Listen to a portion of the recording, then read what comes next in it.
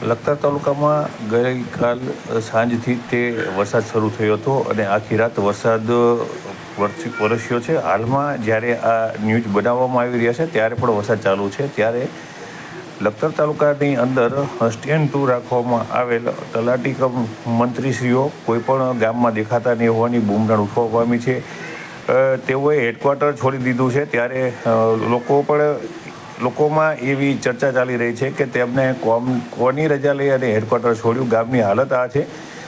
તેઓ તંત્રનો એક ભાગ જ છે. તેઓ સભ્ય સચિવ છે. જે સભ્ય સચિવ હોય તેની જવાબદારી ઘણી બધી હોય છે. તેમ છતાં લોકોમાં એક બુમરાણ ઉઠવા પામી છે કે લખતર તાલુકાના ઘણા બધા ગામની અંદર પાણી ઘૂસી ગયા છે, પરંતુ તલાટીશ્રી કે મંત્રીશ્રીઓ જે અપડાઉન કરતા હોય છે અને મોટાભાગના સુરેન્દ્રનગર રહેતા હોય ત્યાંથી અપડાઉન કરતા હોય છે, ત્યારે ઘણા બધા ગામોની અંદર તેઓ પહોંચી શક્યા નથી અને હાલ આ પરિસ્થિતિ નિર્માણ થવા પામી હોવાનું પણ લોકો દ્વારા જણાવવામાં આવી રહ્યું છે.